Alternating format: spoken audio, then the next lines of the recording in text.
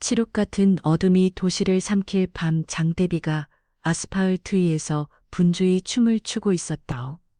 세상의 모든 소음은 거대한 빗소리에 묻혔고 오직 JM 코퍼레이션의 강민준 회장이 앉아있는 마이바그의 실내만이 고요한 섬처럼 떠있었다. 최고급 가죽 시트는 그의 몸을 편안히 감쌌지만 그의 마음은 차가운 강철처럼 단단하게 굳어 있었다. 방금 끝난 지루한 이사회는 또 하나의 성공적인 인수를 결정했고 그의 제국은 한 번 더 넓어졌다. 그러나 그의 얼굴에는 기쁨의 기색 대신 권태로운 피로감만이 서려 있었다. 강민준 대한민국 재계에 살아있는 신호 마온다. 서세 나의 그는 이미 돈으로 살 수 있는 모든 것을 가졌다. 서울의 심장부에 솟아있는 JM타워 전세계에 뻗어있는 사업체들.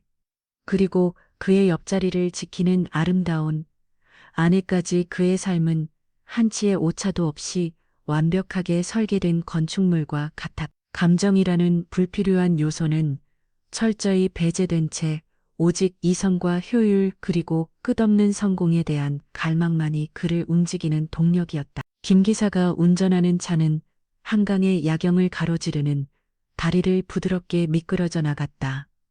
창밖으로 번지는 도시의 불빛들은 마치 그가 이룩한 부와 권력을 상징하는 보석들처럼 아득하게 빛나고 있었다. 그는 무감한 눈으로 그 풍경을 응시했다. 저 수많은 불빛 아래 수천만의 사람들이 각자의 희로애락을 겪으며 살아가고 있겠지만 그에게 그것은 그저 재무제표 위의 숫자들보다도 의미 없는 풍경 일뿐이었다. 그때 부드러운 진동과 함께 휴대폰 화면이 밝아졌다.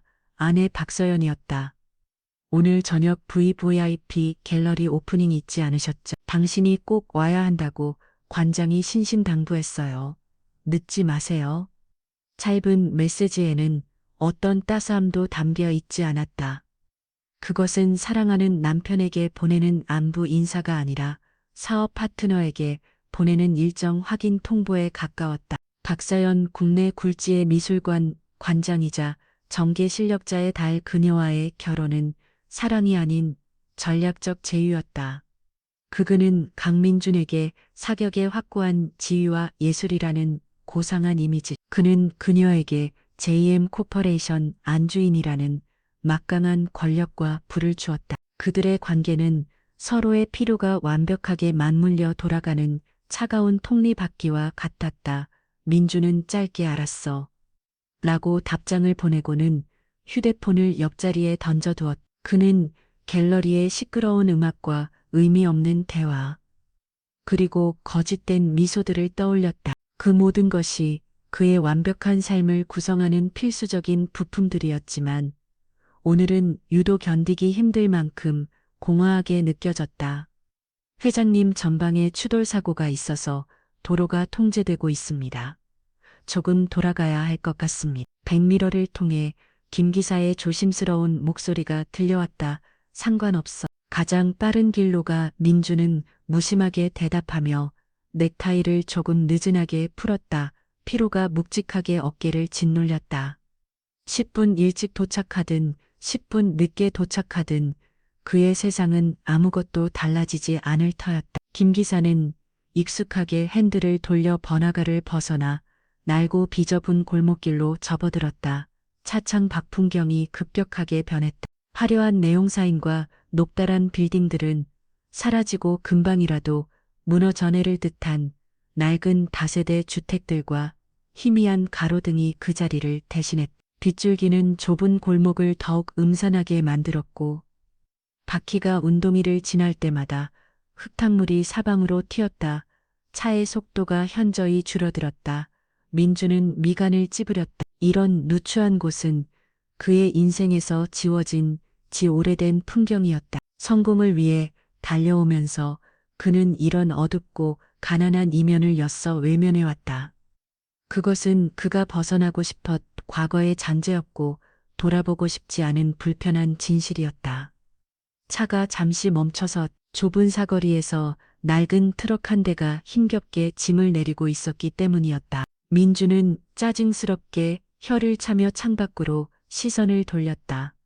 그리고 그의 시선이 멈춘 곳 길모퉁이에 액 편의점 그 처맘이 튀었다. 처음에는 그저 비를 피하는 평범한 사람들의 모습이라고 생각했다. 한 여자와 두 아이.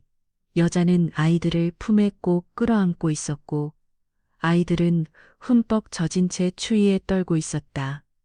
세상 어디에나 있을 법한 가난하고 불행한 풍경 그의 동정심을 자극하기에는 너무나 진부한 모습이었다. 하지만 바로 그 순간 번개가 하늘을 갈랐다. 섬광처럼 터진 빛이 세상을 잠시 대낮처럼 밝혔고 그 찰나의 순간에 여자의 얼굴이 민준의 눈에 똑똑히 밝혔다.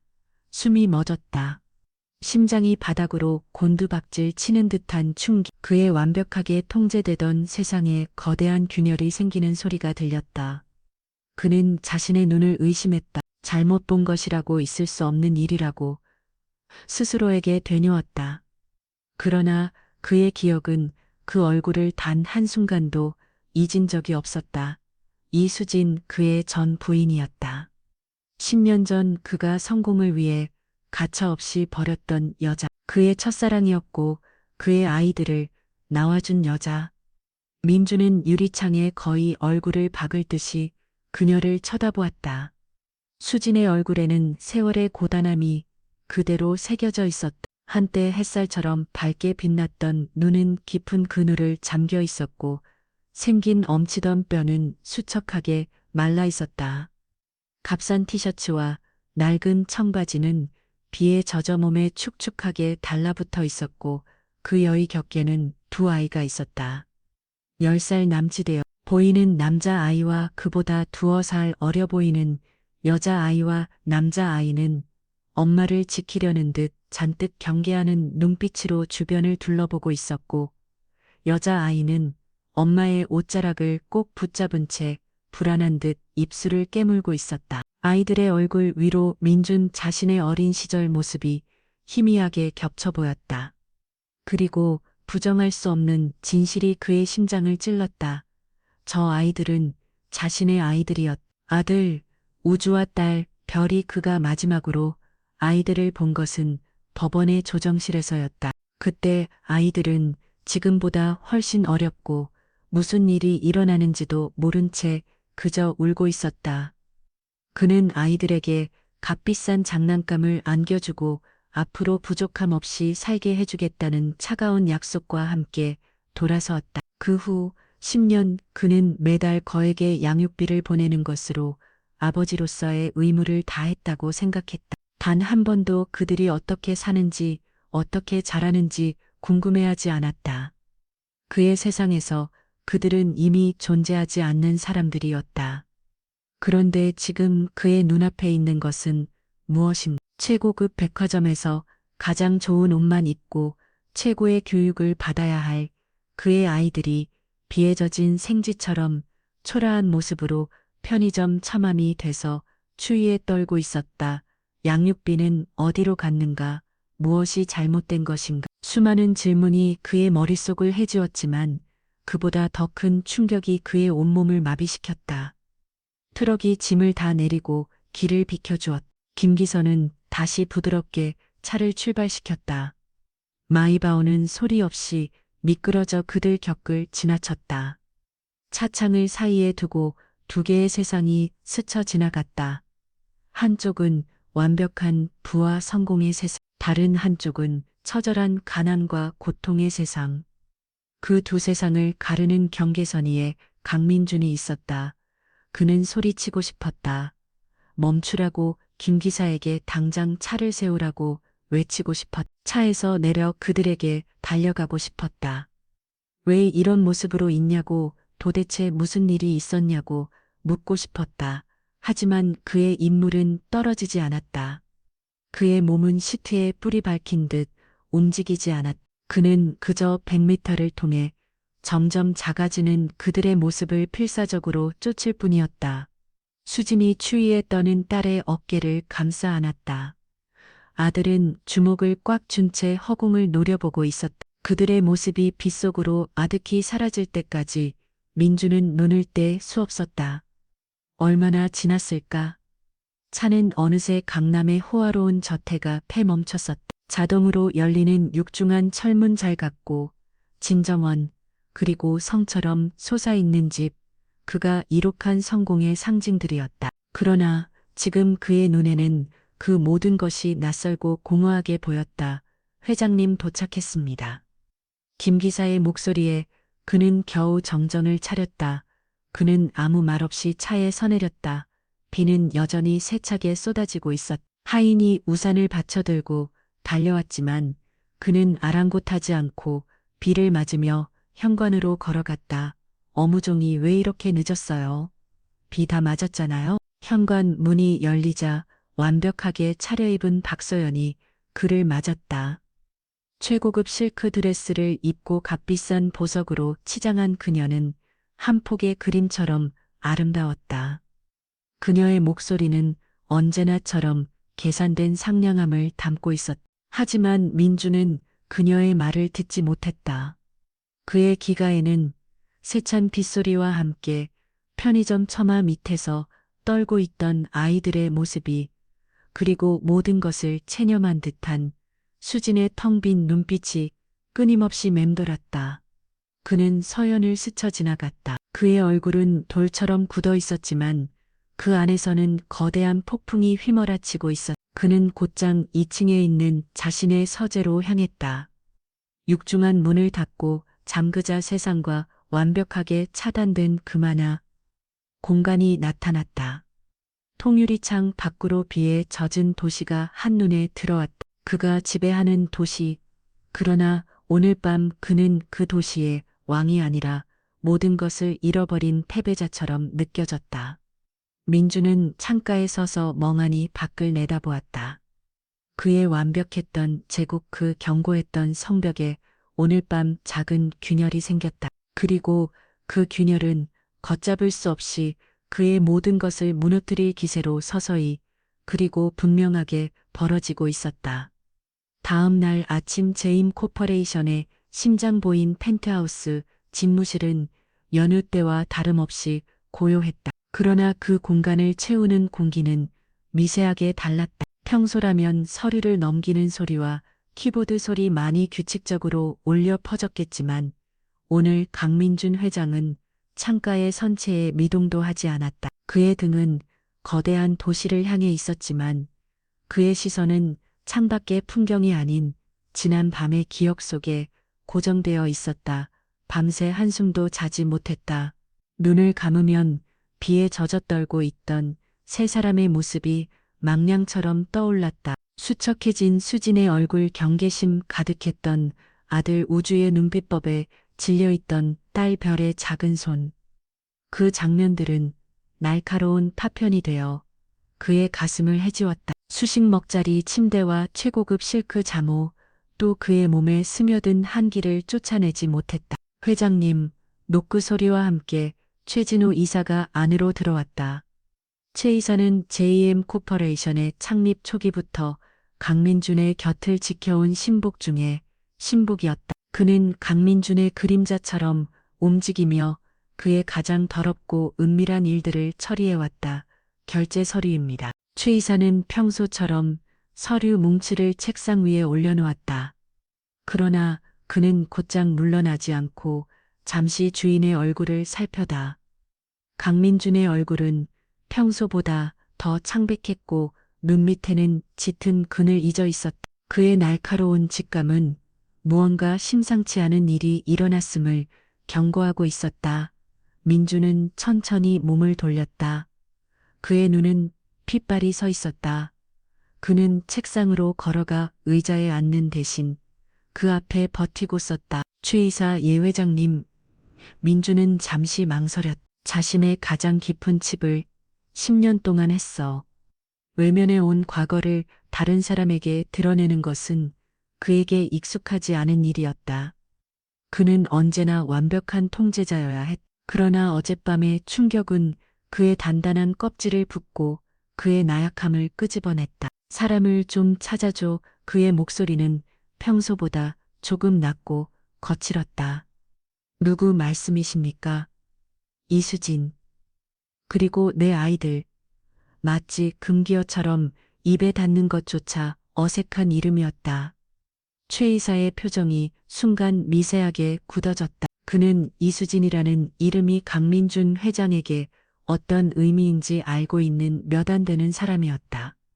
하지만 그는 어떤 질문도 하지 않고 조용히 다음 명령을 기다렸다. 지난 10년 동안 어떻게 살아왔는지, 지금 어디서 뭘 하고 있는지 아주 사소한 것 하나까지 전부 알아. 누구의 눈에도 띄지 않게 최대한 조용하고 신속하게, 특히 집사람은 절대 알아선 안 돼. 마지막 문장을 말할 때 민준의 목소리에 날카로운 경계심이 스쳤다. 최 이사는 그 의미를 즉시 알아차렸다. 이것은 단순한 뒤 조사가 아니었다. 알겠습니다. 회장님.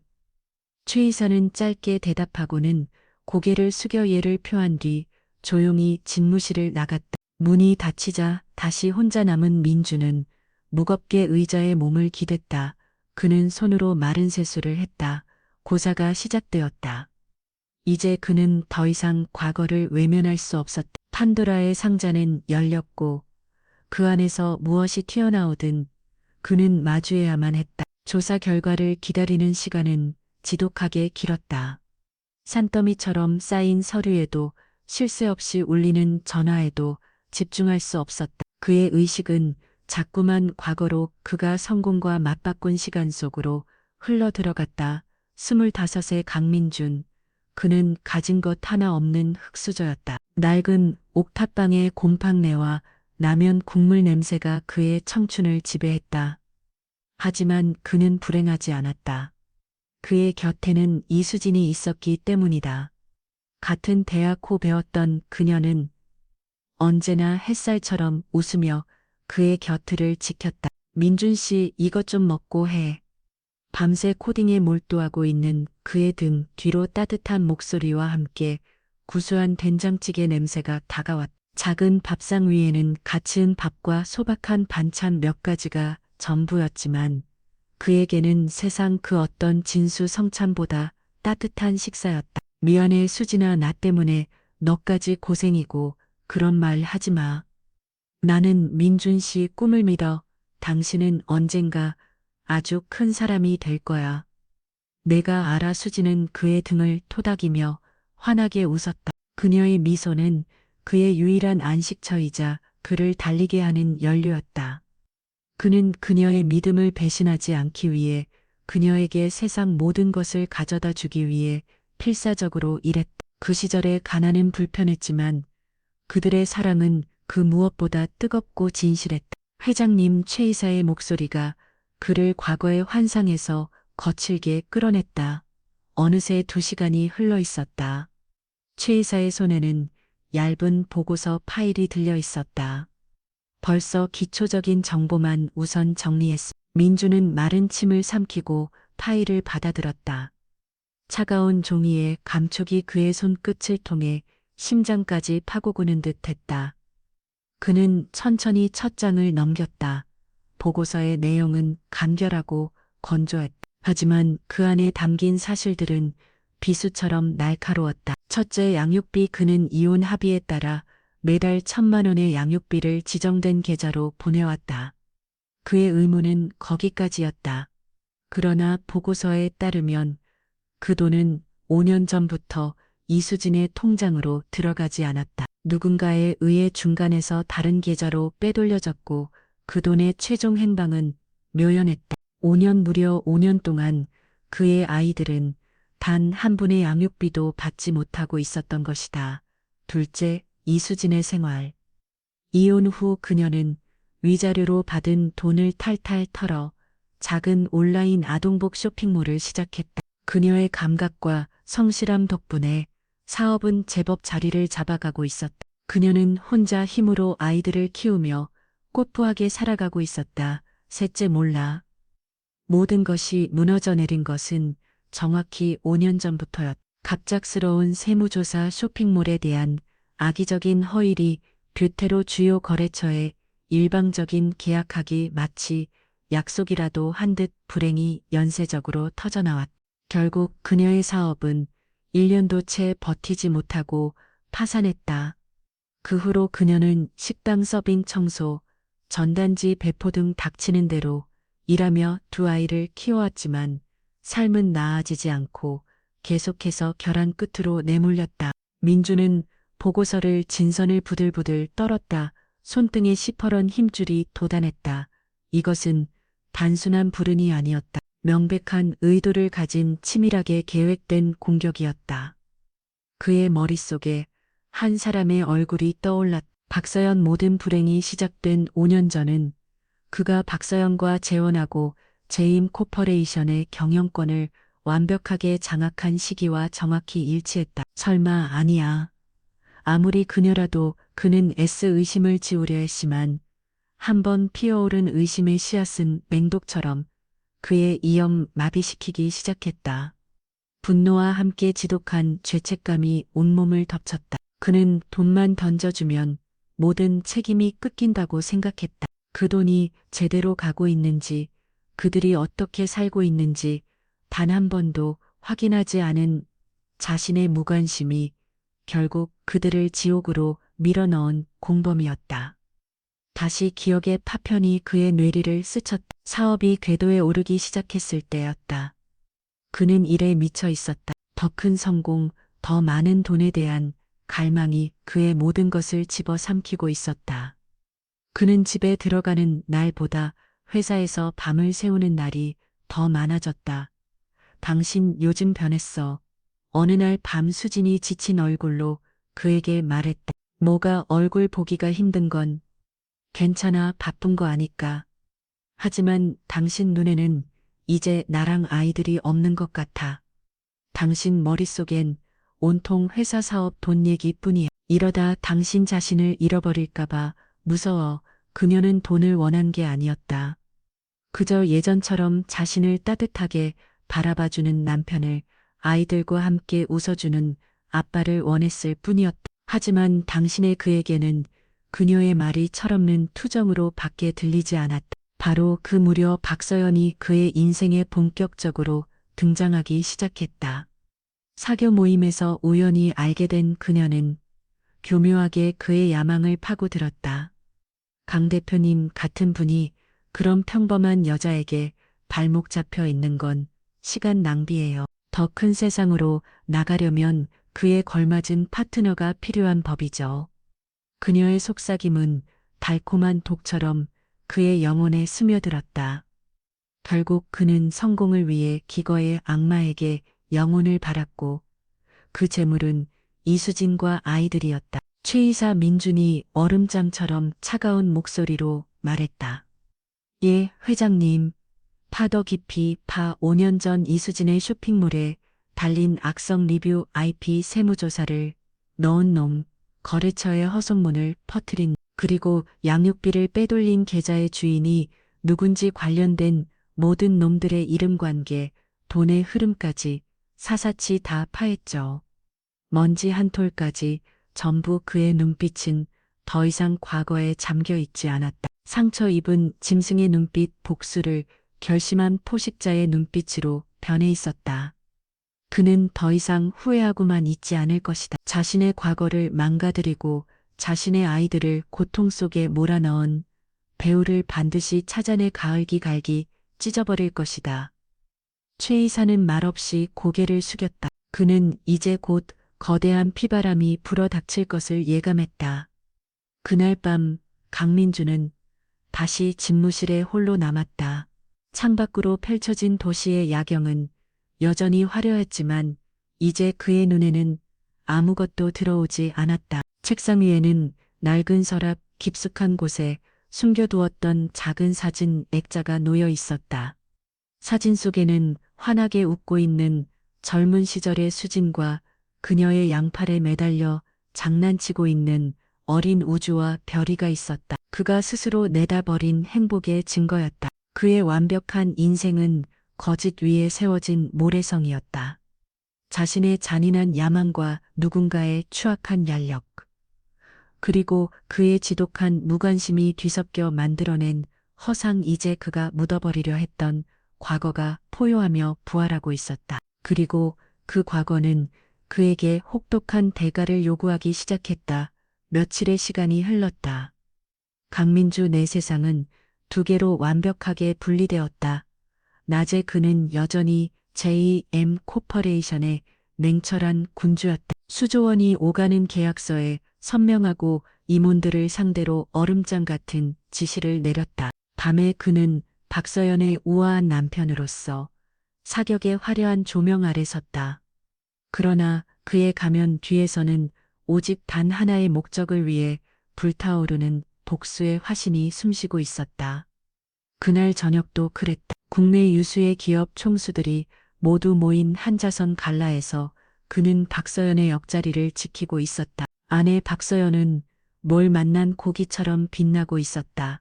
최고급 디자이너의 드레스는 그녀의 몸매를 완벽하게 드러냈고 그녀의 입가에 걸린 미소는 계산된 우아함의 극치였다. 그녀는 사람들을 매료시키는 법을 알았다. 부드러운 목소리, 적절한 칭찬, 그리고 교묘하게 상대방의 환심을 사는 기술까지. 민주는 샴페인 잔을 등 놓채 조금 떨어진 곳에서 사람들과 대화를 나누는 그녀를 지켜보았다. 예전 같았으면 그는 그녀의 이런 모습을 보며 자신의 완벽한 아내라고, 자신의 성공에 걸맞은 트로피라고 생각했을 것이다. 그러나 지금 그의 눈에는 다른 것이 보였다. 아름다운 미소 뒤에 숨겨진 포식자의 날카로운 이빨, 창량한 눈빛, 깊숙한 곳에서 번뜩이는 차가운 탐욕이 그가 지금까지 한 번도 보지 못했던 혹은 애써 외면했던 그녀의 본 모습이었다. 강 회장님, 오늘 표정이 어두우십니다. 무슨 안 좋은 일이라도 있으신지요? 한 그룹의 회장이 다가와 말을 걸었다. 아닙니다. 그저 요즘 세상이 꽤나 흉흉하다는 생각이 들어서 말입니다. 민주는 의미심장한 미소를 지으며 대답했다. 그의 주변을 둘러싼 위선적인 웃음소리와 공허한 대화들이 지독한 소음처럼 그의 귓가를 파고들었다. 이 거대한 가식의 무대 위에서 저 여자 박서연은 가장 완벽한 배우였다. 다음 날 오후 최진우 이사가 다시 그의 집무실을 찾았다. 그의 손에는 이전보다 훨씬 두꺼운 보고서가 들려 있었다. 그것은 지난 며칠간 그와 그의 팀이 밤샘 작업을 통해 엮어낸 추악한 진실의 기록이었다. 민주는 말없이 보고서를 받아들었다. 보고서는 거미줄처럼 복잡하게 얽힌 음모의 전말을 드러내고 있었다. 유령 회사 대포폰, 그리고 돈으로 고용된 하수인들의 네트워크. 그 중심에는 하나의 이름이 있었다. 첫째, 온라인 쇼핑몰 공개. 수진의 쇼핑몰을 파산으로 몰고 간 수백 개의 악성 리뷰. 그 IP를 추적한 결과 배후에는 크리에이티 보원이라는 소규모 마케팅 대행사가 있었다. 이 회사는 설립된 지 얼마 안 된 유령 회사에 가까웠지만 단 하나의 VIP 고객으로부터 막대한 자금을 지원받고 있었다. 그리고 그 VIP 고객의 자금은 여러 단계를 거쳐 위장되었지만 최종 출처는 박서연이 관장으로 있는 SY 갤러리의 비자금 계좌였다. 둘째, 세무조사. 소상공인이었던 수진에게 사형 선고나 다른 없었던 고강도 세무조사를 지시했던 국세청 팀장. 그는 세무조사가 끝난 지구 이례적으로 고속 승진을 했다. 그리고 그의 처남은 박서연의 아버지 박 의원이 대주주로 있는 로펌의 핵심 변호사였다. 직접적인 연결고리는 없었지만 의심스러운 정황은 명백했다. 셋째, 거래처의 배신. 수진에게 마지막 일격을 가했던 주조거래처 사장은 계약을 파기한 지구한 저축은행으로부터 거액의 무이자 대출을 받았. 그리고 그 저축은행은 JM 코퍼레이션의 3차 계열사 중 하나였고 그 계열사를 총괄하는 인물은 박서연의 대학 동창이자 최측근으로 알려진 자였다. 민주는 페이지를 넘길수록 숨이 가빠지는 것을 느꼈다. 우연이라고 보기에는 모든 조각들이 너무나 정교하게 하나의 그림을 완성하고 있었다. 그리고 마지막 페이지는 그의 남은 이성마저 파괴버렸다. 가장 결정적인 증거, 양육비 횡령. 10년 동안 그가 보낸 양육비를 중간에서 가로채온 계좌의 주인은 윤기철이라는 전직 흥신소 직원이야. 그는 불법적인 뒷조사와 해결사 노릇으로 여러 차례 처벌받은 전과가 있는 인물이었다. 최 이사의 팀은 그를 찾아내 설득하는데 성공했다. 윤기철의 자백은 충격적이었다. 그는 5년 전 한 사람에게서 의뢰를 받았다고 했다. 이수진이라는 여자의 인생을 완벽하게 파괴해 달라는 의뢰. 사업을 망하게 하고 돈줄을 끊고 사회적으로 매장시켜 다시는 재기할 수 없도록 만들라는 구체적인 지시까지 있었다. 그리고 그 의뢰인은 바로 박서연의 개인 비서였다. 물론 비서는 모든 것이 박서연의 지시라고 분명히 밝혔다.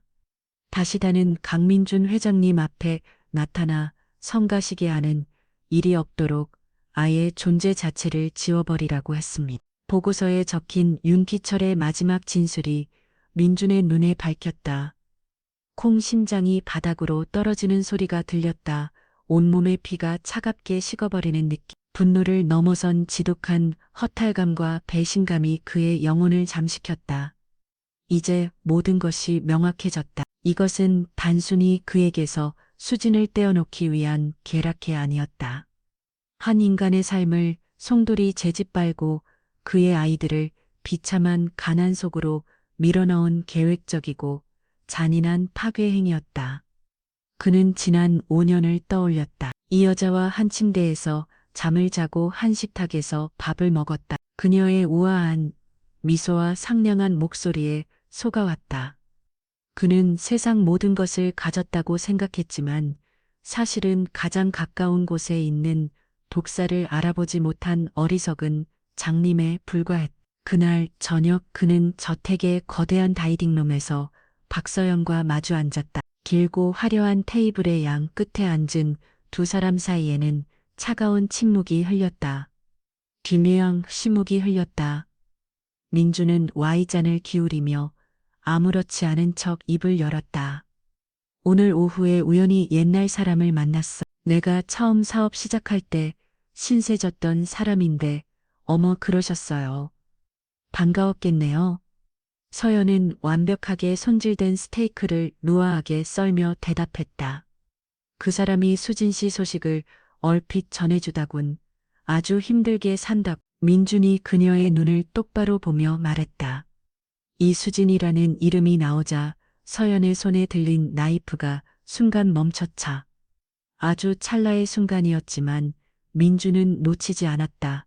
안타까운 일이네. 서연은 곧 평정을 되찾고 슬픈 표정을 지어 보였다.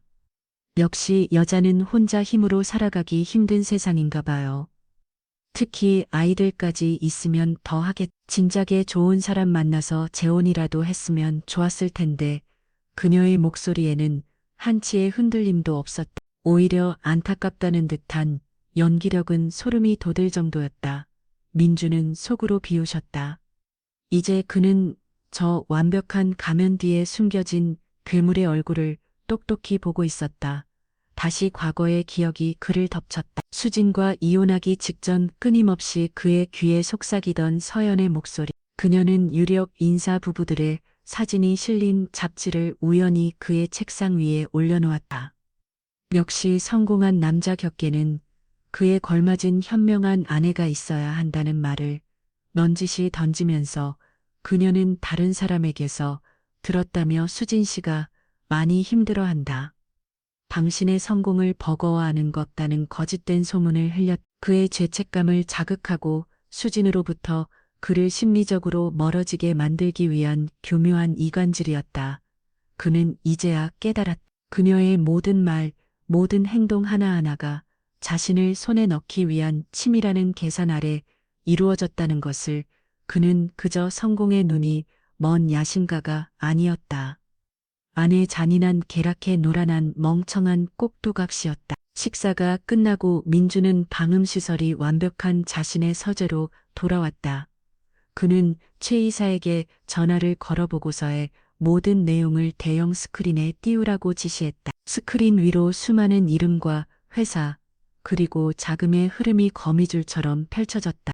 그 거대한 거미줄의 중심에는 박서현이라는 이름이 붉은색으로 선명하게 빛나고 있었다. 그녀가 지난 5년간 저지른 악행의 규모는 그의 상상을 초월했다. 후회라는 감정은 이제 수동적인 슬픔이 아니었다. 그것은 차갑고 단단한 무기로 변모하고 있었다. 그는 이제 단순히 과거의 가족을 구하는 것을 넘어 자신의 이름을 덜어 피고군을 기만한 저 여자를 심판해야만 했다. 강민준의 전쟁은 이제 막 시작대로 하고 있었다. 진실은 칼날이 되어 강민준의 심장을 난도지했다. 분노, 배신감, 그리고 그 모든 것을 압도하는 지독한 죄책감, 감정의 폭풍이 그의 내면을 황폐하게 만들었다. 그는 며칠 동안 잠을 이루지 못했다. 눈을 감으면 박서연의 위선적인 미소가, 눈을 뜨면 빗속에서 떨고 있던 이수진과 아이들의 모습이 그를 번갈아 고문했다. 그날 밤 그는 운전 계사도 없이 홀로 차를 몰았다. 발길이 따온 곳은 수진과 아이들이 살고 있는 낡고 허름한 서민 아파트 앞이었다.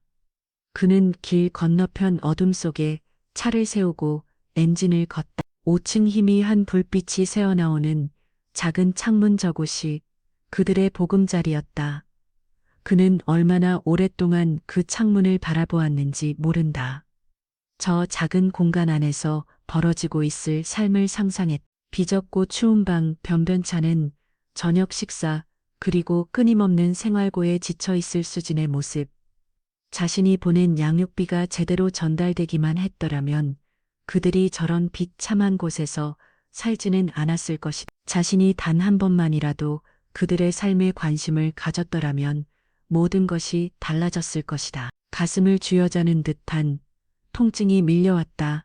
그는 차에서 내릴 수 없었다. 그들에게 다가갈 자격이 없었다. 지금의 그는 그들의 삶을 망가뜨린 원흉일 뿐, 아버지도 남편도 아니었다. 그는 과거의 유령처럼 그저 멀리서 그들의 그림자를 지켜볼 수밖에 없었다. 민주는 거친 숨을 몰아쉬며 핸들을 힘껏 옮겨쥐었다. 분노의 화살은 이제 박서연뿐만 아니라 자기 자신에게로 향하고 있었다. 그는 박서연에게 속은 피해자가 아니었다. 그는 기꺼이 그녀의 손을 잡은 공범자였다. 그의 야망, 그의 탐욕, 그의 허영심, 그것들이 그의 눈을 멀게 하고 귀를 막아 수진의 진심 어린 경고를 무시하게 만들었고 서연의 교묘한 속삭임에 기꺼이 넘어가게 만들었다. 그는 수진을 자신의 위대한 성공의 방해가 되는 낡은 구두처럼 내버렸다. 그녀의 사랑과 헌신을 짓밟고 텅 비고 차가운 왕관을 선택했다. 그리고 이제야 깨닫고 있었다. 자신이 스스로의 손으로 자신의 행복을 파괴했다는 끔찍한 진실을. 도시의 불빛 사이를 목적 없이 떠돌던 그는 동이 틀 무렵에야 저택으로 돌아왔다. 지옥 같은 밤이 지나고 그는 다시 강민준 회장의 가면을 써야 했다. 아침 식사 자리, 박서연은 평소와 다름없이 우아하고 활기차했다. 자기 SY 갤러리 신간 증축권 말인데요. 다음 주 이사회에서 안건으로 올려야 할 것 같아요. 세계적인 건축가인 장피에로와 계약하려면 서둘러야 하거든요. 그녀는 문화와 예술이라는 고상한 단어들을 입에 올리며 자신의 욕망을 포장했다. 예전 같았으면 그는 기꺼이 수백억을 내주었을 것이다. 아내의 품격을 높이는 것은 곧 자신의 가치를 높이는 일이었으니까. 그러나 지금 그녀의 목소리는 탐욕스러운 괴물의 아기처럼 들렸다. 알아서 해. 필요한 서류는 최이사 통해서 올려. 민주는 무심하게 대답하며 커피 잔을 들었다. 그의 마음속에서는 경멸의 폭풍이 휘몰아치고 있었지만 겉으로는 조금 피곤한 남편의 모습을 연기했다. 이것은 그의 새로운 전략이었다. 그녀를 안심시켜야 했다. 그녀가 아무것도 눈치채지 못하게 평소처럼 안락하고 모mon한 세상 속에서 안주하게 만들어야 했다. 그의 덫이 완성될 때까지 그날 오후 코퍼레이션의 비밀 회의실에는 강민준과 최진우 의사 그리고 그룹 내 최고의 변호사들로 구성된 법무 뒷머릿 거대한 스크린에는 박서연을 중심으로 얽힌 관계도와 작은 흐름도가 복잡하게 펼쳐져 있었다. 이제 반격의 시간이었다. 계획은 두 갈래로 진행한다. 민준의 목소리는 강철처럼 차갑고 단단해. 첫째, 재정적 고립. 지금부터 박서연과 그녀의 집안이 영향력을 행사하고 있는 모든 계열사의 자산을 재배치한다. 4명의 모든 주식과 자산을 새로운 비밀 지주 회사로 이전시켜 그녀가 눈치채지 못하게 아주 조용하고 은밀하게 그녀의 돈줄을 말려버릴 거야. 그녀가 자신의 발밑이 무너지고 있다는 것을 깨달았을 때는 이미 모든 것이 끝난 후여야 해. 수십조 원이 오가는 거대한 제국의 자산을 비밀리에 움직이는 것은 엄청난 위험이 따르는 일이었다. 그러나 회의실에 모인 이들은 강민준의 절대적인 충신들이었다. 그들은 어떤 질문도 없이 묵묵히 그의 지시를 받아 적었다. 둘째, 완벽한 증거 확보.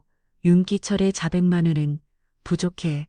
법정에서 절대 빠져나갈 수 없는 반박 불가능한 증거가 필요하다. 돈이 오간 은행 기록, 마케팅 회사 직원들의 내부 증언 세무조사를 담당했던 놈의 양심선언까지 무엇이든 상관없어. 수단과 방법을 가리지 말고 그녀를 감옥에 보낼 증거를 만들어 와.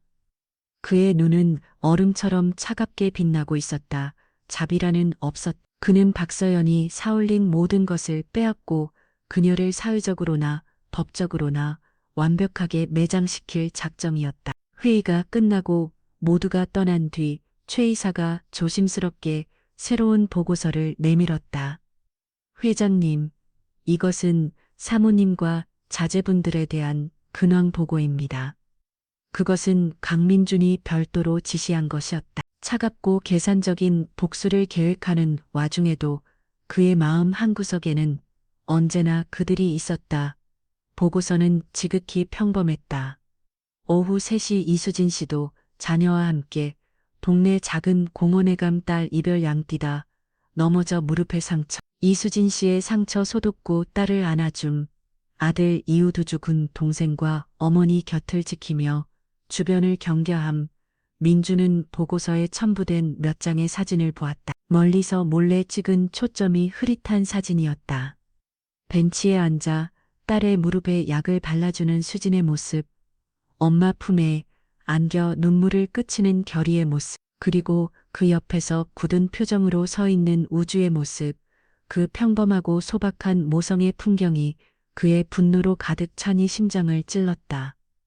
그는 저 자리에 있었어야 했다. 넘어진 딸을 일으켜주고 아들의 어깨를 다 독여주었어야 했다. 그가 놓쳐버린 돈으로는 절대 살 수 없는 소중한 순간들이었다. 이것은 단순히 박서연에 대한 복수가 아니었다. 이루어버린 것을 되찾기 위한 어쩌면 영원히 용서받지 못할 죄를 속죄하기 위한 체절한 몸부림이었다.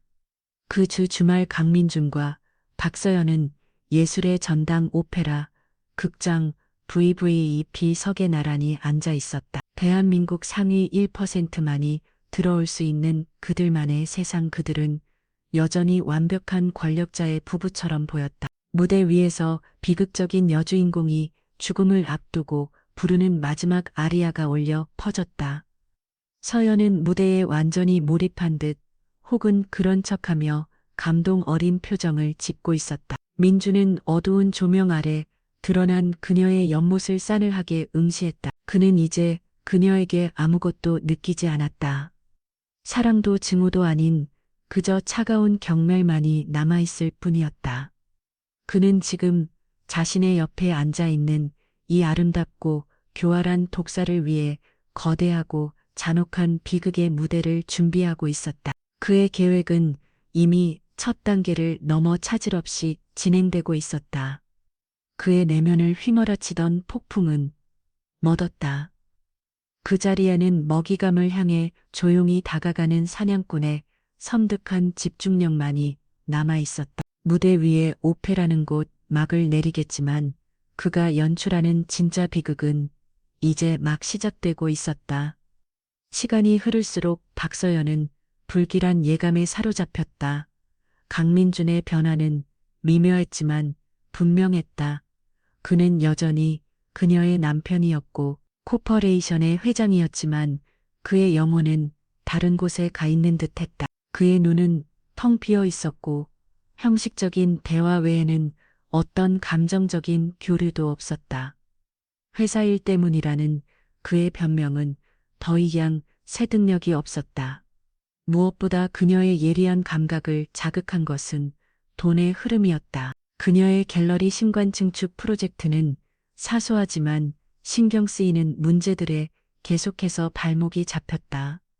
작은 집행이 미묘하게 지연되거나 예상치 못한 행정적 절차들이 끼어들었다. 강민준의 제국에서 그의 허락 없이는 나무십 하나도 흔들릴 수 없다는 것을 아는 그녀였기에 이 모든 것이 단순한 후연이 아니면을 직감했다. 그녀는 불안의 근원을 찾기 시작했다. 그리고 그녀의 의심은 결국 한 곳으로 향했다. 10년 전에 사라졌다고 믿었던 망룡이 수진. 혹시 강긴준이 그 여자와 재회한 것은 아닐까? 잊혀진 감정의 불씨가 돼 살아나고 있는 것은 아닐. 박서연에게 그것은 자신의 왕국을 위협하는 가장 큰 균열이었다. 그녀는 이 문제를 더 이상 방치해서는 안 된다고 결론 내렸다. 이번에는 어설프게 흔드는 것만으로는 부족했다. 뿌리째 완벽하게 뽑아버려야 했다. 서연은 다시 한번 자신의 더러운 손, 윤기철을 부렸다. 개인 비서를 통해 내린 지시는 이전보다 훨씬 더 직접적이고 잔인했다. 그 여자가 가진 가장 소중한 것을 빼앗아 다시는 일어설 수 없을 만큼 희망이라는 단어조차 떠올릴 수 없게 만들어. 윤기철은 유능했다. 그는 며칠 만에 이수진의 가장 치명적인 약점을 알아냈다. 딸 이별 아이는 선천성 심장병을 앓고 있었다. 정기적으로 특정 희귀약품을 투여받지 않으면 생명이 위험해지는 병이었다. 그것은 구하기 힘든 약이었고 수지는 매달 약을 구하기 위해 온갖 애를 쓰고 있었다. 박서연의 입가에 뱀처럼 차가운 미소가 번졌다. 계획은 간단했다. 그 약의 공급을 끊는 것. 그녀는 자신의 아버지인 박의은의 비서실을 통해 제약회사와 유통업체에 압력을 넣었다. 공식적으로는 재고 부족과 수입 절차 지연이었지만 실상은 이수진이라는 특정인을 향한 보이지 않는 봉쇄망이었다. 그것은 조용하고 은밀한 살인 계획이었다. 재앙은 예고 없이 찾아왔다. 수지는 저리를 위한 약을 구할 날짜가 되자 평소처럼 동네 약국을 찾았다. 그러나 약사는 고개를 저었다. 어쩌죠? 이 선생님 갑자기 약품 공급이 중단됐네요. 본사에도 재고가 없다고 하고 저도 이런 경우는 처음이라 수진의 심장이 쿵 내려앉았다. 그녀는 다른 약국으로 또 다른 약국으로 미친 듯이 뛰어다녔다. 그러나 대답은 모두 같았다. 약은 없었다. 대학병원에 연락했지만 병원 역시 비상 재고가 모두 소진되었다는 절망적인 답변뿐이었다. 누군가 서울 시내에 있는 모든 약을 하룻밤 사이에 진공청소기처럼 빨아들인 것만 같다. 시간이 흐를수록 수진의 얼굴은 하얗게 질려갔다. 별이에게는 약이 생명줄이었다. 단 하루만 투여를 걸러도 아이의 상태는 급격하게 나빠질 수 있었다. 그녀는 지푸라기라도 잡는 심정으로 아는 모든 사람에게 연락을 돌렸지만 희귀병을 앓는 가난한 모니어를 도와줄 사람은 아무도 없었다. 결국 우려했던 일이 벌어졌다. 그날 밤 별이의 호흡이 가파지기 시작했다.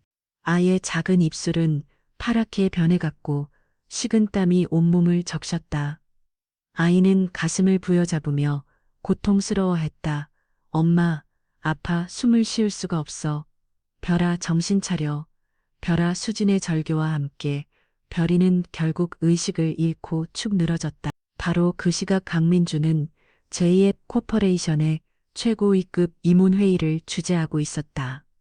그의 비밀 지주회사로 핵심 자산을 이전하는 마지막 단계에 대한 논의가 한창이었다. 모든 것이 그의 계획대로 순조롭게 진행되고 그때 그의 주머니 안에서 오직 최진우 이사만이 번호를 아는 개인 휴대폰이 맹렬하게 진동했다. 민주는 임원들에게 양해를 구하고 회의실을 나섰다. 무슨 일이야? 회장님, 큰일 났습니다. 수화기 너머로 들려오는 최 이사의 목소리는 다급함을 넘어 거의 비명에 가까웠다. 따님 이별양이 쓰러져서 지금 서울대병원 응급실로 실려갔습니다. 상태가 아주 위중하다고 합니다. 그리고 이것이 박서연 사모님께서 업금인 지시라는 정황을 포착했습니다. 최 이사의 보고는 번개처럼 민준의 뇌리에 밝혔다.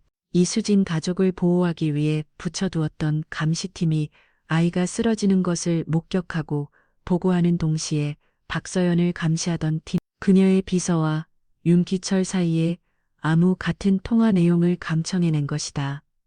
생명줄을 끊어라 병원과 같은 단어들, 모든 조각이 끔찍한 속도로 맞춰졌다. 순간 민준의 세상이 멈췄다. 머릿속이 새하얗게 비워졌다. 그가 지난 몇 주간 공들여 쌓아 어울린 차가운 복수계의 치밀한 전략, 그 모든 것이 한순간에 먼지처럼 사라졌다. 오직 그의 딸이 죽어가고 있다는 끔찍한 현실만이 그의 온몸을 강타했다. 그의 이성을 지배하던 냉철함은 온데간데 없었다. 그 자리에는 내장이 뒤틀리는 듯한 공포와 모든 것을 불태워버릴 듯한 백열의 분노가 들어차다. 자신이 완벽한 복수를 계획하며 시간을 끄는 동안 적은 그의 심장을 향해 비수를 꽂아버린 것이었다. 그의 망설임이, 그의 오만이 그의 딸을 죽음의 문턱으로 몰고 간 것이었다. 알았어. 민주는 짧게 대답하고 전화를 끊었다. 그는 회의실 문을 거칠게 열고 들어갔다. 그의 살기등등한 모습에 모든 임원들이 숨을 죽였다. 회의는 여기서 중단한다. 그는 그 말만 남기고 회의실을 뛰쳐나왔다. 복도를 질주하며 그는 다시 최 이사에게 전화를 걸었다. 그의 목소리는 더 이상 인간의 목소리가 아니었다. 상처 입은 짐승의 포효였다. 지금 당장 대한민국에 있는 심장병 전문의는 전부 서울대병원으로 집합시켜 내 헬기를 띄워 누가 쓰고 있던 상관없어. 그리고 최 이사 윤기철, 그 새끼 찾아내 산채로 내 앞에 데려와. 내 손으로 끝장내기 전에 그놈 입으로 직접 모든 걸 들어야겠다. 그는 지하주차장으로 향하는 엘리베이터 버튼을 부서져란 눌렀다. 코퍼레이션 본사로 미의 직원들은 공포에 질린 눈으로 자신들의 회장이 마침 미친 사람처럼 뛰쳐나가는 모습을 바라보았다. 자신의 차에 올랐다는 그는 시동을 걸자마자 가속 페달을 끝까지 밟았다. 타이어가 찢어지는 듯한 그 행운과 함께 차는 총알처럼 주차장을 빠져나갔다. 전략의 시간은 끝났다. 이제는 심판의 시간이었다. 별아버터 아빠가 갈게. 그의 입술에서 터져나온 것은 기도이자 피눈물 어린 맹세였다. 서울대병원 응급의료센터의 복도는 절망과 희망이 뒤섞인 특유의 소독향 냄새로 가득했다. 강민주는 그곳에 어울리지 않는 이방인이었다. 수천만 원짜리 명품 수트는 구겨져 있었고 완벽하게 정돈되었던 머리카락은 땀에 젖어 헝클어져 있었다. 그는 모든 규정과 절차를 자신의 권력으로 짓밟으며 중환자실 앞으로 달려왔다. 그리고 그곳에서 10년 만에 처음으로 이수진과 얼굴을 마주했다. 그녀는 복도 벽에 유령처럼 기대어 있었다. 피깃 하나 없는 얼굴은 하얀 벽지보다 더 창백했고 텅 빈 눈은 초점을 잃은 채 허공을 헤매고 있었다. 민준이 다가오는 것을 보았지만 그녀의 표정에는 어떤 변화도 없었다. 놀라움도 원망도 반가움도 아니었다. 그녀의 세상은 이미 딸의 생사가 오가는 현실 앞에서 모든 감정이 마비된 듯 했다. 수진 씨. 민주는 힘겹게 입을 열었다. 10년 만에 불러보는 이름이었다. 그러나 그는 차마 그녀의 눈을 마주볼 수 없었. 하늘을 찌르듯한 주의책감이 그의 목을 졸랐다. 이 모든 비극은 바로 자신 때문에 시작되었다. 수지는 대답하지 않았다. 그녀는 그저 중환자실에 굳게 닫힌 문만 바라볼 뿐이었다. 그들 사이에는 어색하고 고통스러운 침묵이 흘렸다. 그 침묵 속에는 지난 10년의 세월과 차마 입에 다무를 수 없는 수많은 말들이 응축되어 있었다. 그때 중환자실 문이 열리고 의사가 지친 얼굴로 걸어놨다. 보호자분 접니다. 아이 아빠입니다. 민준이 반사적으로 나서며 말했다. 의사는 그의 모습을 위아래로 훑어본 뒤 무겁게 입을 열었다. 상태가 매우 좋지 않습니다. 약물 투여가 중단되면서 심장에 극심한 무리가 왔습니다.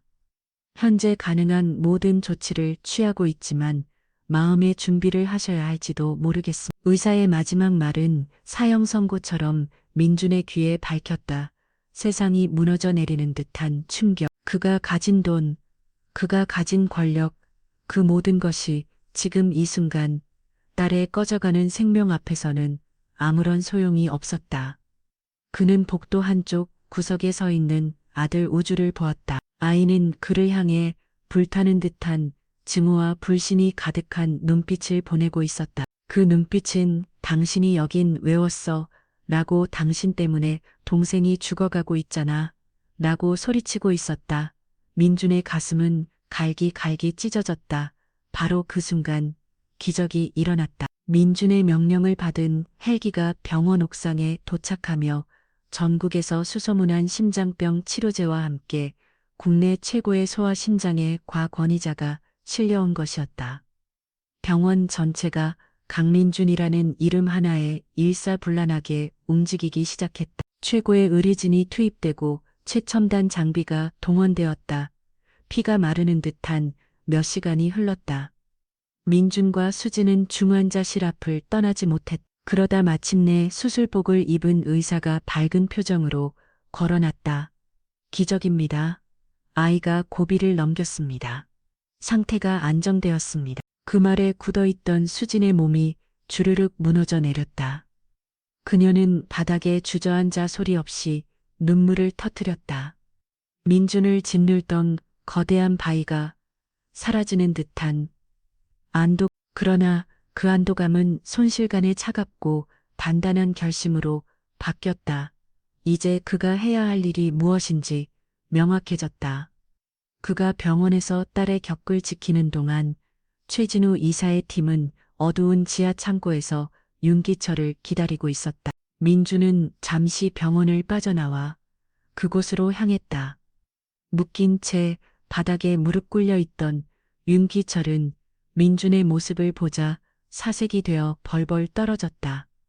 민준은 어떤 폭력도 쓰지 않았다. 그는 그저 윤기철의 눈을 지그시 내려다 볼 뿐이었다. 그의 눈빛은 모든 것을 얼려버릴 듯한 극저온의 분노를 담고 있었다. 말의 그 한마디에 윤기철의 모든 저항이 무너졌다. 그는 박서연의 비서에게서 받은 모든 지시를 마치 죄를 고해 성사하는 신자처럼 덜덜 떨며 털어놓았다. 이수진의 사업을 망가뜨린 방법, 양육비를 빼돌린 과정, 그리고 아이의 약을 끊으라는 마지막 지시까지. 그의 모든 자백은 고성능 녹음기에 고스란히 담기고 있었다. 민주는 다시 저택으로 돌아왔다. 성처럼 느껴져던 그 집은 이제 그에게 가장 혐오스러운 공간이었다. 그는 자신의 법무팀과 가장 신뢰하는 언론사 기자 몇 명에게 연락했다. 그리고 마지막으로 장인인 박을원에게 전화를 걸었다. 아주 중요한 가족 문제이니 지금 당장 저택으로 오시지요. 그는 박서연의 몰락을 위한 무대를 완벽하게 준비하고 있었다. 그 누구도 빠져나갈 수 없는 심판의 무대를. 박서연은 거실 소파에 앉아 짜증스러운 표정으로 그를 기다리고 있었다. 변호사들과 자신의 아버지가 예고 없이 닥치자 그녀는 불안한 기색을 감추지 못했다. 마침내 강민준이 얼음 가면 같은 얼굴로 거실에 들어섰다. 왔어. 당신 오늘 도대체 왜 이래? 서연이 날카롭게 쏘아붙었다. 민주는 대답 대신 손에 든 리모컨을 눌렀다. 거실의 대형 스크린이 켜지며 어두운 창고 안에서 모든 것을 자백하는 윤기철의 영상이 재생되기 시작했다. 박서연의 얼굴이 하얗게 질렸다. 그녀는 비명을 지르며 영상을 끄려 했지만 민준이 그녀의 팔을 거칠게 붙잡았다. 어디에 당신의 걸작을 감상해야지. 영상에 이어 스크린에는 그녀의 범죄 증거들이 차례대로 그녀의 비서와 윤기철 사이에 오간 돈의 흐름, 그녀의 지시로 움직였던 사람들의 관계도, 그리고 마지막으로 중환자실 침대에 산소 마스크를 쓴 채 누워있는 별의 모습이 화면을 가득 채웠다.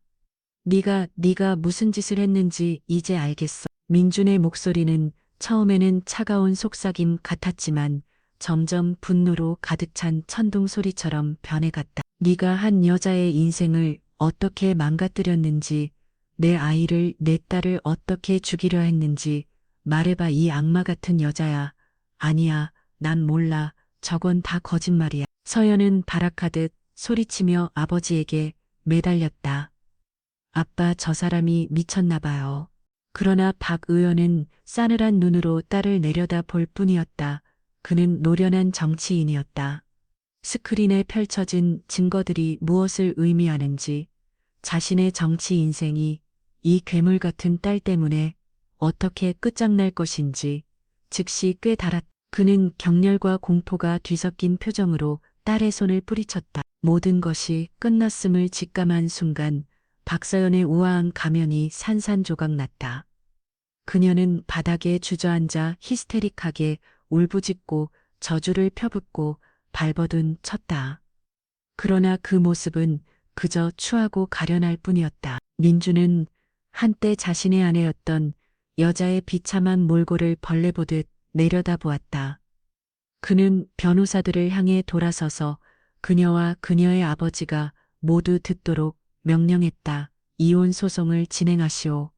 그리고 살인미소 행영교사 적용할 수 있는 모든 제목을 걸어서 형사고발해 다시는 세상에 나와 다른 사람을 해치지 못하도록 저 여자가 남은 인생을 감옥에서 섞게 만들어.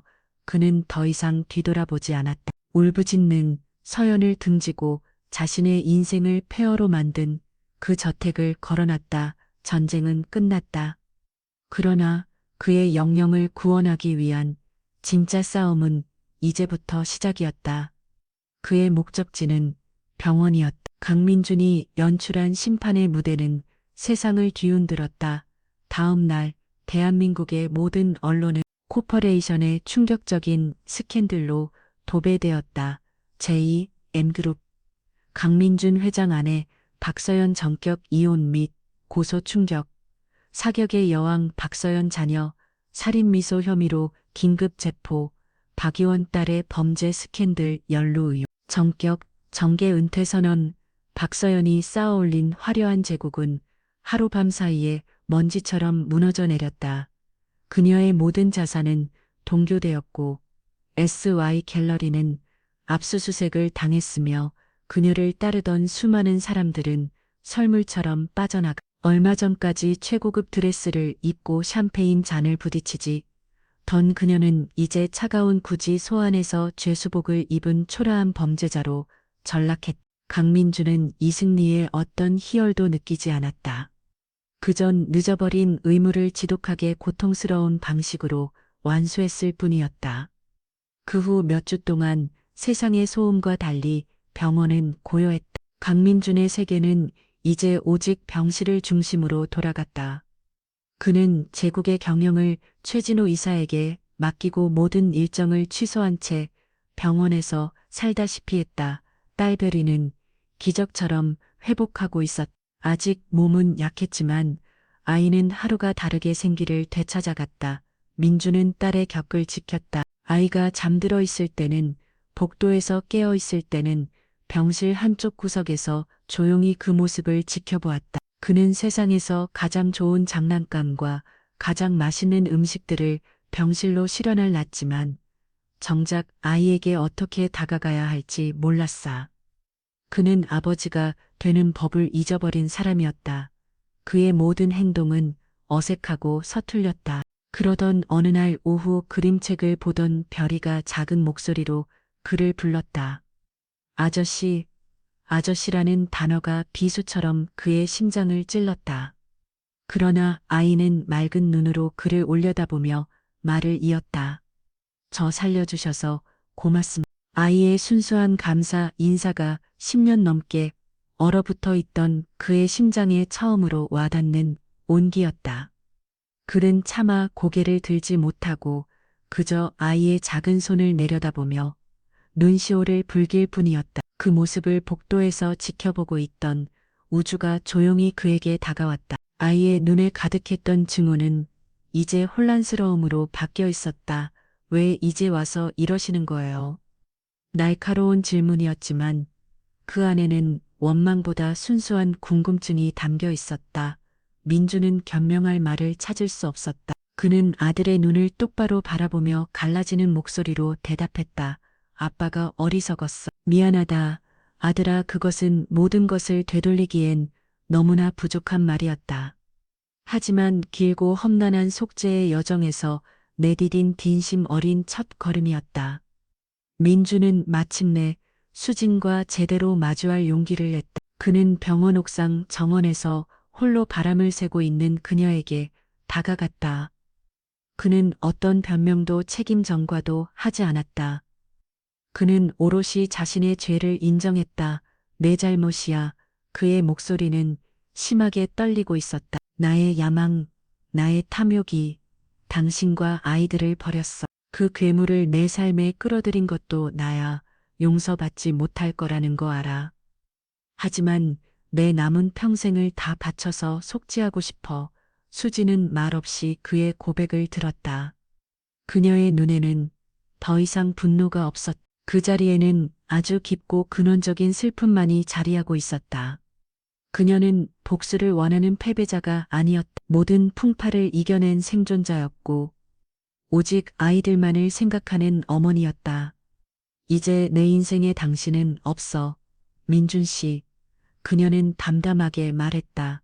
내 인생은 이제 저 아이들이 전부야. 정말 속죄하고 싶다면 나를 위해선가 아니라 아이들을 위해서네. 아이들이 한 번도 가져보지 못했던 그런 아버지가 되어줘. 그녀의 말은 용서가 아니었다. 하지만 거절도 아니었다. 그것은 그가 앞으로 짊어지고 가야 할 무겁고도 신성한 책임감이었다. 몇 달의 시간이 흘렀다. 세상에 떠들썩했던 스캔들은 점차 잊혀갔다. 민주는 아이들의 이름으로 거대한 공익재단을 설립하여 아픈 아이들과 어려운 환경의 가족들을 돕기 시작했다. 그는 수진과 아이들을 위해 안전하고 안락한 집을 마련해 주었지만 그들과 함께 살지는 않았다. 그는 그저 가끔씩 찾아가 어색하게 아이들의 안부를 묻고 필요한 것들을 챙겨주는 것으로 자신의 역할을 제안했다. 그러던 어느 날 저녁이었다. 아이들의 집에 잠시 들렸다 돌아오는 길. 그의 차는 자석에 이끌림 듯 익숙한 동네로 향하고 있었다. 그가 운명처럼 그들을 다시 만났던 날고 허름한 동네. 그 편의점 앞 그날처럼 하늘에서 차가운 비가 내리기 시작했다. 민주는 차에서 내렸다. 그는 희미하게 깜빡이는 편의점 간판 불빛 아래 섰다. 그날 밤 비에 젖어 서로의 체온에 의지한 채 떨고 있던 세 사람의 모습이 그의 눈앞에 생생하게 되달아났다. 절망에 가득 찼던 수진의 얼굴, 세상을 향해 저기를 드러냈던 우주의 눈빛겹에 질려있던 별의 작은 몸. 그는 폐부를 찌르는 듯한 고통에 몸을 떨었다. 자신이 일으키던 모든 성공 손에 쥐었던 막대한 부와 권력, 그 모든 것이 한순간에 입안의 재처럼 무의미해졌다. 세상을 얻기 위해 발버둥치는 동안 그는 자신의 우주 전부를 잃어버렸던 것이다. 결국 그는 무너져 내렸다. 차갑고 축축한 벽에 등을 기댄 채 어린 시절 이후 처음으로 소리내어 울었다. 조용한 눈물이 아니었다. 내장이 끊어지고 영혼이 찢어지는 듯한 한 남자의 처절한 통곡이었다. 그의 울음소리는 텅빛 속 골목길에 공허하게 울려 퍼졌다. 한때 세상을 호령했던 위대한 듀오는 이제 아무것도 남지 않은 빈 껍데기가 되어 자신이 스스로 파괴버린 과거를 향해 영원히 되돌릴 수 없는 시간을 향해 후회의 눈물을 쏟아내고 있었다.